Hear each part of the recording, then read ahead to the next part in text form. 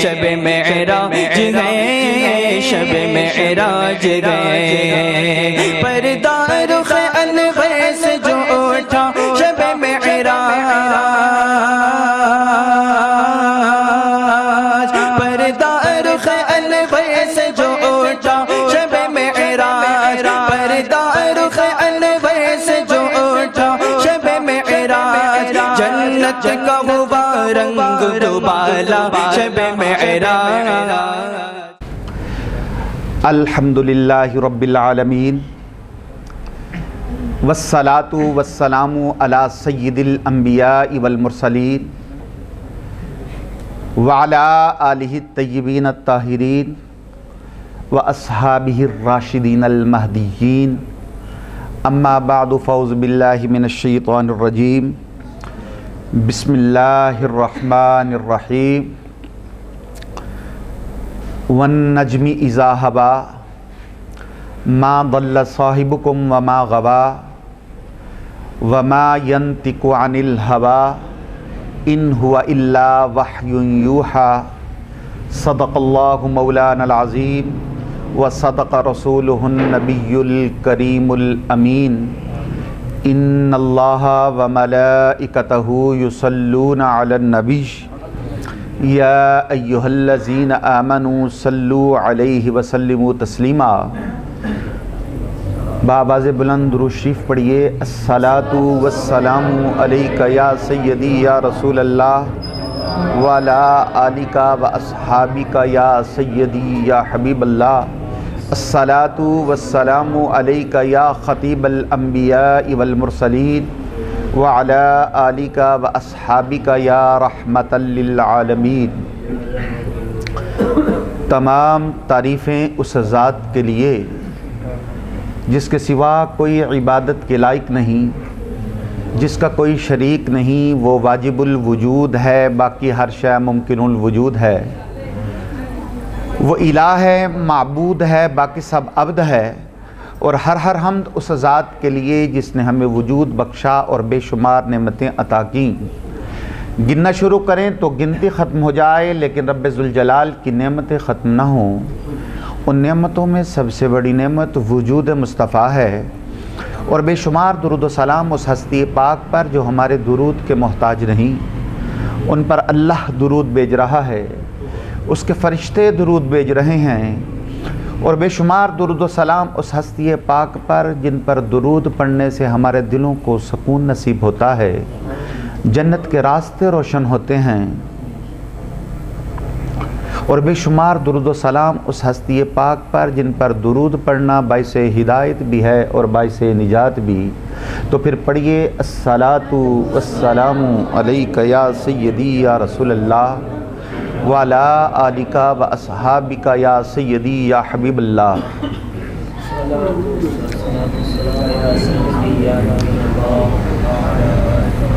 اللہ تعالیٰ نے رجب کی 27ویں رات پیارے آقا کو جو عروج عطا فرمایا ہے، ظاہری اور باطنی لحاظ سے وہ بے مثال ہے، اور اجمالاً اس کے 3 مرحلے ہیں۔ ایک، مسجد الحرام سے مسجد اقصیٰ تک، دوسرا مسجد الاقصیٰ سے سدرۃ المنتہا تک، اور تیسرا سدرۃ المنتہا سے آگے، اور پھر لامکا کی وسطوں میں حضور نے اپنے رب کا دیدار پایا ہے، سر کی آنکھوں سے اور دل کی آنکھوں سے حضور نے اپنے رب کا دیدار کیا ہے۔ اللہ تعالیٰ نے جب قلم کو بنایا تو قلم کو حکم دیا کہ عرش پر میرے اور میرے محبوب کا نام لکھ دے، لا الہ الا اللہ محمد الرسول اللہ صلی اللہ علیہ وآلہ وسلم۔ تو قلم نے عرض کیا کہ مولا تیرا محبوب کون ہے؟ تو اللہ کریم نے حضور کا ذکر پاک فرمایا جب کوئی چیز بھی نہ تھی، جب کچھ بھی نہ تھا، تو اس وقت بھی حضور کا ذکر ہو رہا تھا، اور حضور کا ذکر کرنے والا اللہ ہے۔ تو قلم نے عرض کیا کہ مولا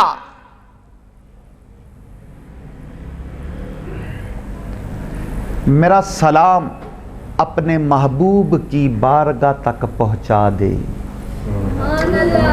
تو شب معراج اللہ کریم نے قلم کا سلام حضور کی بارگاہ تک پہنچایا۔ جس طرح ہم عرض کرتے ہیں کہ اللہم صلی علی محمد، کہ اللہ تو رحمت نازل فرما، مولا تو ہماری طرف سے اپنے محبوب کی بارگاہ تک ہمارا سلام پہنچا دے۔ تو شب معراج اللہ کریم نے قلم کا سلام حضور کی بارگاہ تک پہنچایا۔ اس کو حضرت مولانا عبد الرحمن جامی رحمۃ اللہ تعالیٰ علیہ نے شواہد النبوہ میں بیان فرمایا ہے، فَأَوْحَىٰ إِلَىٰ عَبْدِهِ مَا أَوْحَىٰ، کہ اللہ نے وحی کی جو وحی کی اپنے بندہ کامل کی طرف۔ اس کی تفسیر میں جو مختلف اقوال ہے نا، ان میں سے ایک قول یہ ہے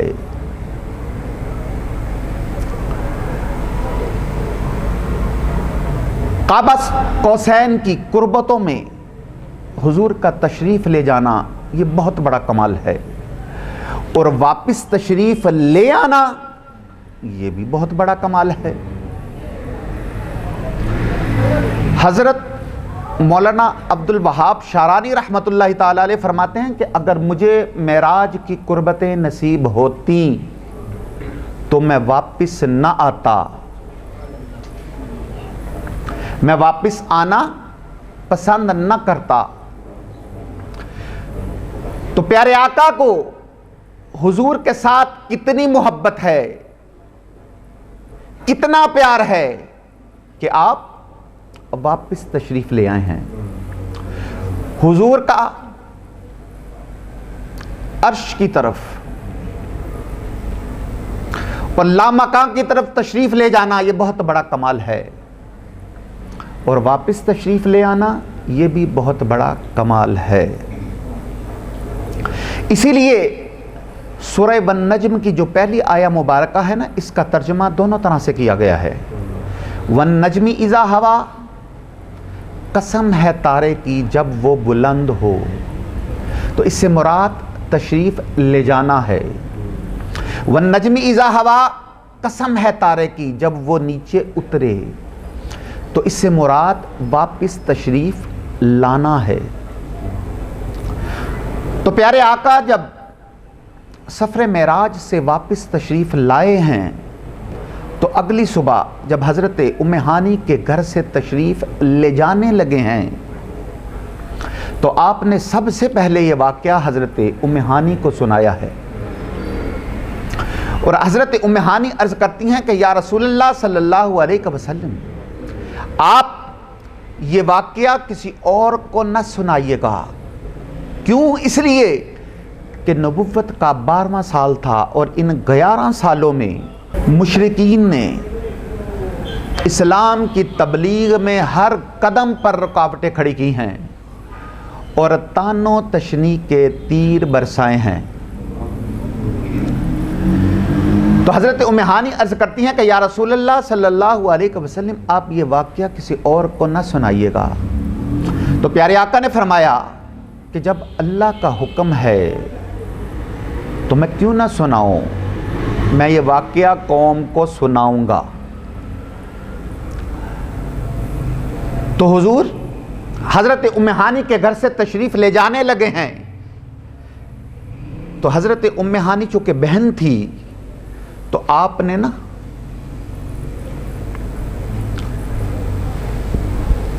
حضور کی چادر کو پکڑا ہے کہ میں حضور کو روکوں۔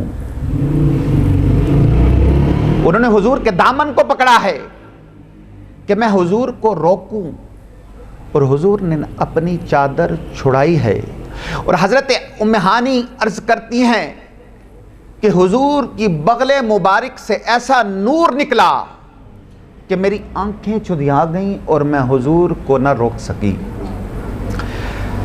پیارے آقا مسجد الحرام میں تشریف لے گئے، مقام ملتزم پہ کھڑے ہیں۔ یہ مقام ملتزم کیا ہے؟ حجر اسود اور کعبہ شریف کے دروازے کے درمیان جو جگہ ہے، حضور کی پشت مبارک دیوار کعبہ کی طرف ہے اور رخ انور قوم کی طرف۔ آپ نے سفر معراج بیان کرنا شروع کیا کہ میں گزشتہ رات فلسطین گیا ہوں اور آیا بھی ہوں۔ مشرکین اکٹھے ہوئے۔ ابو جہل نے سوچا کہ آج بہت اچھا موقع ہے کہ میں مسلمانوں کو اسلام سے برگشتہ کر دوں، اسلام سے دور کر دوں، گمراہ کر دوں، بے دین بنا دوں۔ حضور سفر معراج بیان فرما رہے ہیں اور ابو جہل اور مشرکین شور مچا رہے ہیں کہ ایسا نہیں ہو سکتا، ایک رات میں اتنا طویل سفر ممکن نہیں۔ اور آپ کو بتاتا چلوں کہ مسجد اقصیٰ کو اقصیٰ اس لیے کہتے تھے کہ اقصیٰ کا معنی ہے کنارہ، اس سے مراد ہے دور کی مسجد۔ تو چونکہ یہ کعبہ شریف سے بہت دور ہے، اس لیے اس کو اقصیٰ کہا جاتا تھا۔ تو ایک رات میں اتنا طویل سفر ممکن نہیں۔ حضور سفر معراج بیان فرما رہے ہیں اور مسجد الحرام کے حالات یہ ہیں کہ ابو جہل اور مشرکین بازو اٹھا اٹھا کے کہہ رہے ہیں ہاذا کذبن، ہاذا کذبن۔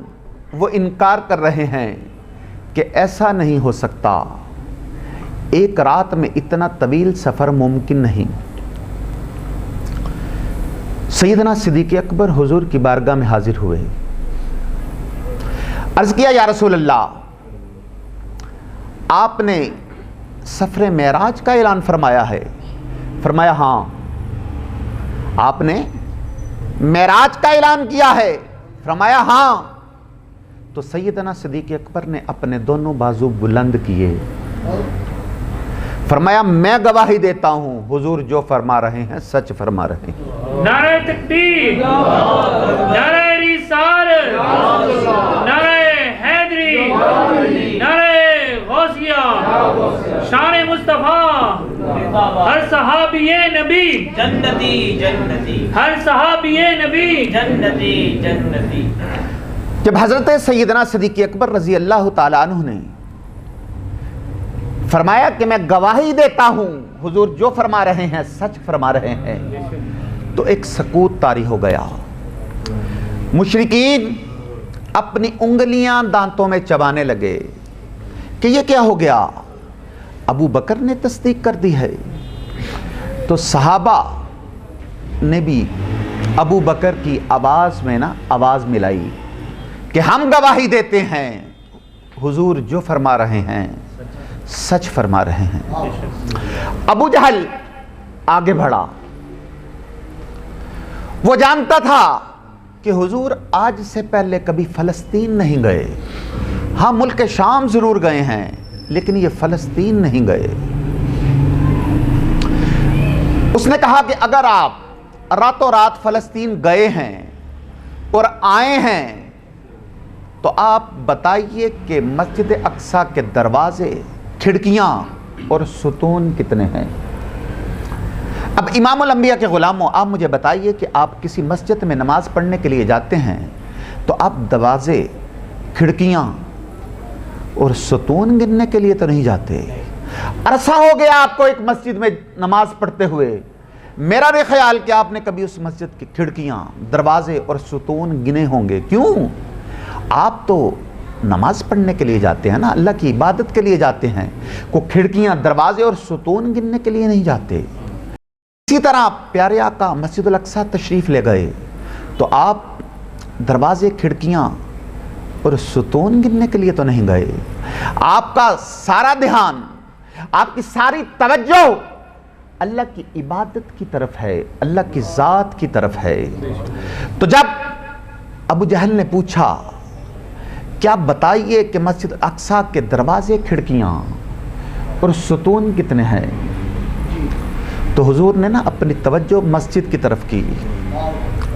تو اللہ کریم نے جبریل کو حکم دیا، جبریل جی رب جلیل، فرمایا میرے محبوب کو اتنی تکلیف بھی نہ ہو کہ وہ مسجد کی طرف توجہ کرے، تو مسجد کو اٹھا کے میرے محبوب کی نگاہوں کے سامنے رکھ دے۔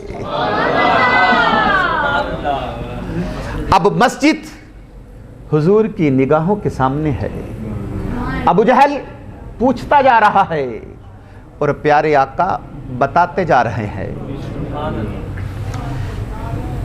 اب جو لوگ مسجد اقصی سے ہو کر آئے تھے وہ دیکھ رہے ہیں کہ جتنی کھڑکیاں ہیں، جتنے دروازے ہیں اور جتنے ستون ہیں، حضور اتنے ہی بتا رہے ہیں۔ وہ یہ واقعہ تو سچا ہے، حضور کل رات گئے ہیں، اس سے پہلے تو آپ گئے ہی نہیں۔ جب حضور نے مسجد کے بارے میں مسجد کے بارے میں سب کچھ بتا دیا، اب وہ سوال کرنے کے تو لائق نہ رہے، لیکن ایمان تو اسی نے قبول کرنا ہے جس کو اللہ ہدایت دیتا ہے۔ جب وہ مسجد کے متعلق سوال کرنے کے قابل نہ رہے، اب انہوں نے سوال بدلا کہ آپ کس راستے سے گئے ہیں۔ حضور نے انہیں راستہ بتایا۔ انہوں نے پوچھا کہ اس راستے سے تو ہمارے تجارتی قافلے بھی گئے ہوئے ہیں، کیا آپ نے ہمارا کوئی تجارتی قافلہ دیکھا ہے؟ حضور نے فرمایا ہاں، میں نے راستے میں اہل مکہ کے تجارتی قافلے دیکھے ہیں۔ آپ نے فرمایا کہ راستے میں ایک قافلے نے پڑاؤ ڈالا ہوا تھا اور ان کے پاس ایک پیالہ تھا، پیالے میں پانی تھا، پانی ڈھکا ہوا تھا۔ مجھے پیاس لگی، میں نے سواری روکی۔ اور آپ کو بتاتا چلوں کہ یہ جو اہل عرب ہے نا، کوئی پانی بغیر اجازت پی لے تو یہ اس کو برا نہیں سمجھتے۔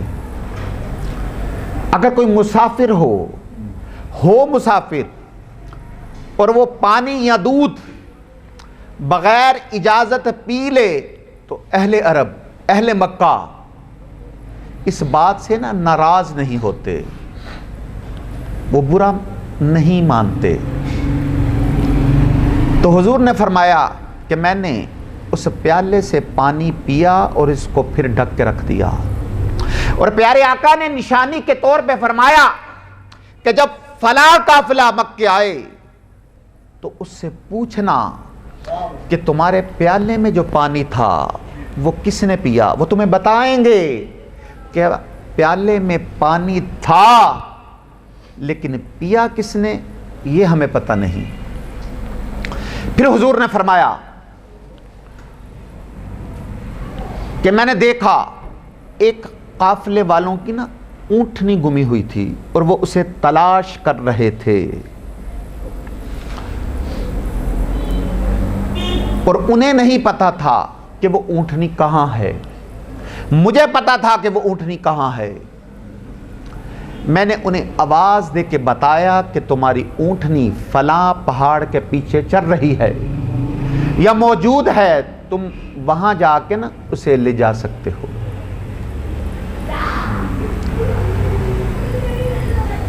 فرمایا جب میں نے انہیں آواز دی تو وہ ادھر ادھر دیکھنے لگے کہ یہ آواز کس کی ہے۔ تو ایک مسافر نے کہا کہ یہ آواز تو پیارے محمد کی آواز ہے۔ فرمایا جب فلاں قافلہ مکہ آئے تو اس سے پوچھنا کہ انہوں نے میری آواز نہیں سنی تھی اور میں نے ان کو ان کی اونٹنی کے متعلق بتایا نہیں تھا، تو ان میں سے ایک کافر بولا کیا آپ ہمیں بتا سکتے ہیں کہ وہ قافلے کب لوٹیں گے؟ وہ جس رفتار سے چل رہے ہیں اسی رفتار سے چلتے رہے تو وہ کب واپس پہنچیں گے؟ تو حضور نے بتایا کہ ایک قافلہ صبح سورج طلوع ہونے سے پہلے پہنچ جائے گا، دوسرا قافلہ نصف النہار دوپہر کے وقت پہنچ جائے گا، تیسرا قافلہ کل سورج غروب ہونے سے پہلے پہنچ جائے گا۔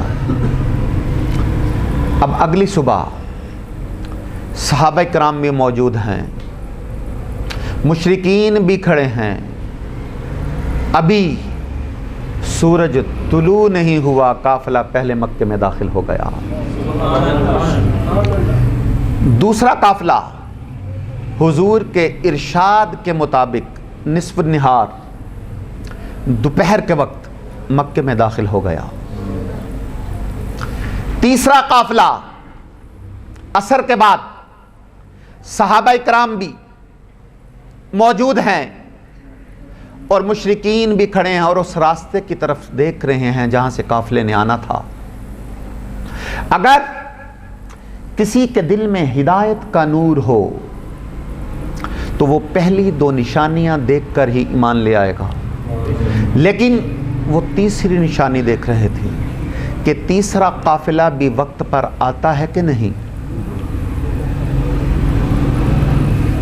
وہ ہدایت حاصل کرنے کے متمنی نہیں تھے، ان کے دل میں ہدایت کا نور نہیں تھا، ان کے دل میں کیا آرزو تھی؟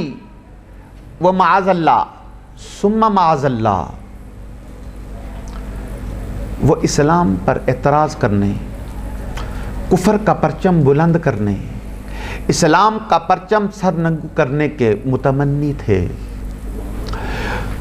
اور یہ جو صحابہ کھڑے تھے وہ کس نیت سے کھڑے تھے؟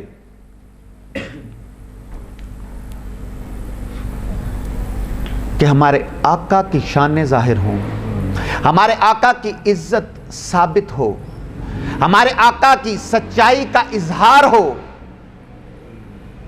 وہ اسلام کی سر بلندی کے لیے کھڑے تھے۔ اور یہ جو حضور نے فرمایا تھا کہ تیسرا قافلہ سورج غروب ہونے سے پہلے مکہ میں پہنچ جائے گا، اور مشرکین نے حضور سے پوچھا تھا کہ یہ جو قافلے جس رفتار سے چل رہے ہیں اس رفتار سے چلتے رہے تو کب مکہ میں داخل ہوں گے؟ تو حضور نے ان کو بتایا، اور یاد رکھیے گا کہ اللہ کے ہر کام میں حکمت ہوتی ہے۔ اس قافلے کو راستے میں کوئی مسئلہ درپیش آ گیا، اور جب وہ دوبارہ رواں ہوا ہے تو سورج ڈوبنے کے قریب ہے لیکن قافلہ نظر نہیں آ رہا۔ مشرکین خوش ہوئے، وہ خوشی سے اچھل رہے ہیں کہ سورج ڈوبنے والا ہے اور قافلے کے اثار نہیں، اور صحابہ کے چہروں پر غم ہے۔ صحابہ غمگین ہوئے، لیکن کچھ صحابہ اب بھی غمگین نہیں۔ کیوں؟ اس لیے کہ وہ ایک دوسرے کو بتا رہے ہیں، وہ کچھ صحابہ کو بتا رہے ہیں کہ کیا ہوا جو قافلہ کچھ لیٹ ہو گیا، قافلے کو پہنچنے میں کچھ دیر ہو گئی، لیکن سورج تو رب کے کنٹرول میں ہے۔ تو حدیث پاک میں آتا ہے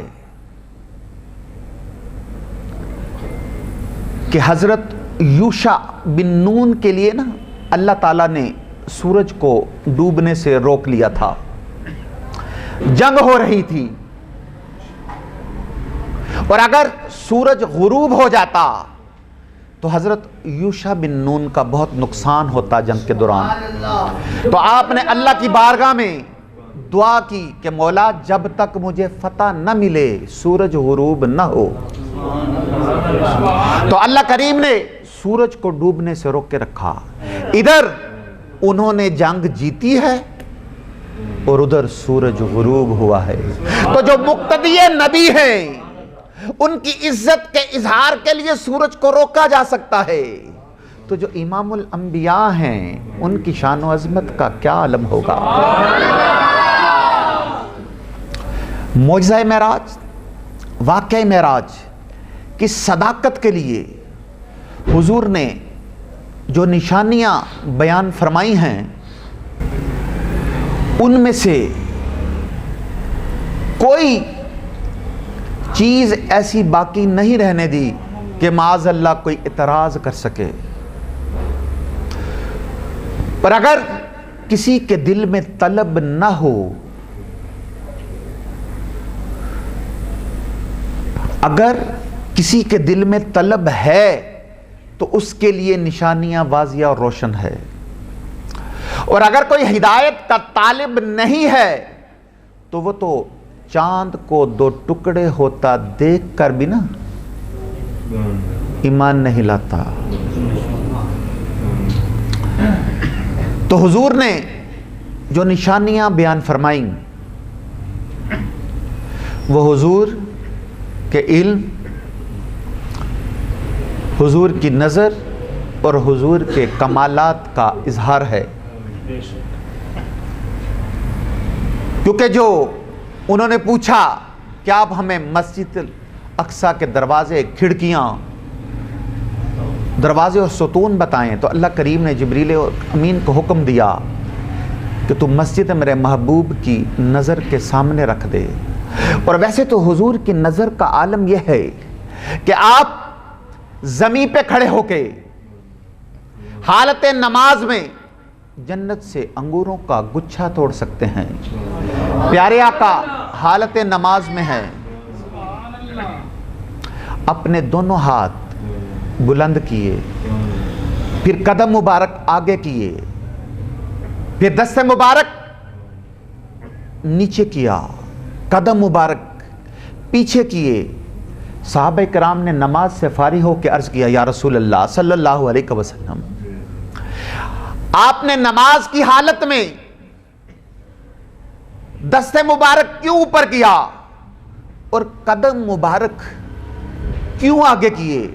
تو پیارے آقا نے فرمایا کہ میں نماز پڑھ رہا تھا، جنت میری آنکھوں کے سامنے تھی، میری نظر انگوروں کے گچھوں پر پڑی،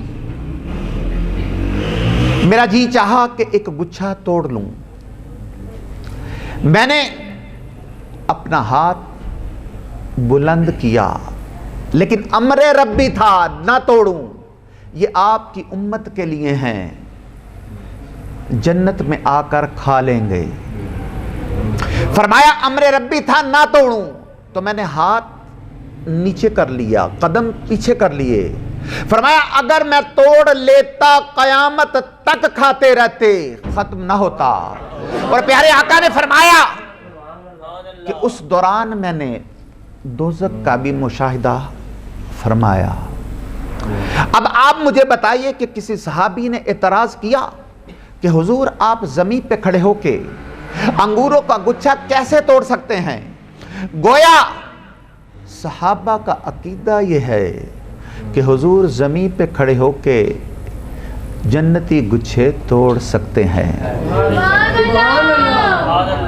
یہ حضور کے دست مبارک میں ہے، یہ حضور کے تصرف سے باہر نہیں ہے، یہ اختیار اللہ نے آپ کو بھی دیا ہے، مجھے بھی دیا ہے، ہم سب کو دیا ہے۔ میں یہ سپیکر اٹھا کر یہاں سے وہاں رکھ سکتا ہوں، آپ یہ میز اٹھا کر یہاں سے وہاں رکھ سکتے ہیں، یہ اختیار ہم سب کو دیا ہے. یہ شرک نہیں ہے کہ کوئی یہ سمجھے کہ یہ شرک ہو گیا. ہر کسی کو اس کی شان کے مطابق، اس کے مقام کے مطابق تصرف عطا کیا گیا ہے. تو جو عالمین کے لیے رحمت بن کر آئے ہیں انہیں اختیار بھی تو عالمین میں ہے نا. وَمَا أَرْسَلْنَاكَ إِلَّا رَحْمَةً لِّلْعَالَمِينَ. جو عالمین میں رحمت بن کر آئے ہیں انہیں تصرف بھی تو عالمین کے اندر عطا فرمایا گیا ہے. یہ جو جہانوں کی دیواریں ہیں نا، یہ میرے اور آپ کے لیے معنی رکھتی ہے، حضور کے لیے یہ کچھ نہیں. یہ دیواریں ہمارے لیے ہیں. یہ دنیا ہے، یہ برزخ ہے، یہ حضور کے لیے کچھ حیثیت نہیں رکھتی. ایک اعرابی حضور کی بارگاہ میں حاضر ہوئے، عرض کیا یا رسول اللہ صلی اللہ علیہ وسلم، میں نے سنا ہے کہ آپ بہت سخاوت کرتے ہیں، آپ بہت بڑے سخی ہیں. میں غریب ہوں، ضرورت مند ہوں، مجھے بھی کچھ عطا فرمائیے.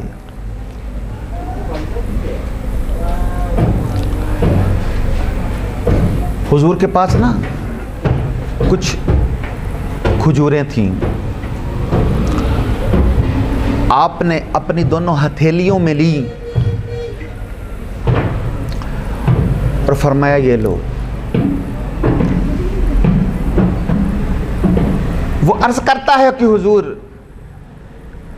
یہ تو بہت تھوڑی ہیں، میں مسافر ہوں، میں بہت سفر کر کے آیا ہوں، میں اتنی تھوڑی کھجوریں نہیں لوں گا. میرے استاد محترم فرمایا کرتے تھے کہ اس اعرابی نے کھجوروں کی مقدار کو دیکھا ہے، دینے والے ہاتھوں کو نہیں دیکھا. اگر وہ حضور کے دستے مبارک کو دیکھ لیتا تو ساری عمر کھاتا رہتا، کھجوریں ختم نہ ہوتی. نعرہ تکبیر، نعرہ رسالت، نعرہ حیدری، نعرہ غوثیہ، شان مصطفیٰ، پروفیسر صاحب زادہ حافظ محمد ساجد قادری صاحب. کیا حضرت بلال حبشی کو حضور نے، حدیث پاک میں آتا ہے کہ حضور نے حضرت بلال حبشی کو 18 یا 19 کھجوریں تھیلے میں ڈال کر دی تھی سفر تبوک کے موقع پر، اور حضرت بلال حبشی مسلسل اس کھجوروں کو کھاتے رہے ہیں، کھجوریں ختم نہیں ہو رہی. حضور کا ظاہری زمانہ گزرا، سیدنا صدیق اکبر کا ظاہری زمانہ گزرا، بلال اس تھیلے سے کھجوریں نکال کر کھا رہے ہیں، کھجوریں ختم نہیں ہو رہی. حالانکہ 18 یا 19 کھجوریں، حدیث پاک میں آتا ہے روز کی ایک کھجور بھی کھائیں تو 18 یا 19 دنوں میں کھجوریں ختم ہو جائیں گی، لیکن کھجوریں ختم نہیں ہو رہی. کیوں؟ حضور کا دست مبارک جو لگا ہوا ہے.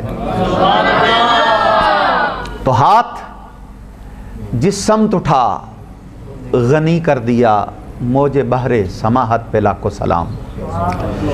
صبح صبح صحابہ کرام پانی بھرتے ہیں دن بھر پینے کے لیے، اور وہ پانی والے برتن نا، وہ پانی والے برتن اٹھا کر حضور کے در اقدس پہ لیتے آتے ہیں. وہ پانی والے برتن اٹھا کر حضور کے در اقدس پہ لے آتے ہیں اور حضور کی بارگاہ میں عرض کرتے ہیں کہ حضور آپ اپنا دست مبارک اس میں رکھ دیں، اور حضور اپنا دست مبارک اس پانی میں رکھ دیتے ہیں. صحابہ کرام دن بھر پانی پیتے ہیں اور پھر وہ پانی اپنے گھروں میں لے جاتے ہیں، اور سردیوں میں بھی سخت سردی ہے، حسب معمول صحابہ کرام پانی بھرتے ہیں اور ان پانی کے برتنوں کو हुजूर की बारगाह में ले आते हैं और हुजूर सख्त सर्दी में सहाबा की दिलजोई के लिए ना अपना दस्ते मुबारक उसमें रख देते हैं। जहां मैंने आपके सामने हुजूर के मौजज़ात बयान फरमाए, हुजूर की शान व अज़मत बयान की, वहीं पर आपकी सीरत का ये पहलू अर्ज कर रहा हूं कि हुजूर सहाबा की दिलजोई फरमाते। दिलजोई करना, दिल रखना, दिल टूटने ना देना, ये हुजूर की सीरत मुबारका है।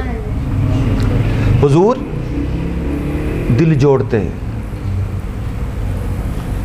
दिल टूटने नहीं देते। और आज हमारे यहां बाद लोग दूसरों को जिच करके ऐसे अल्फाज इस्तेमाल करते हैं कि जिससे दूसरे को दुख पहुंचे, तकलीफ पहुंचे और खुद खुशी महसूस करते हैं।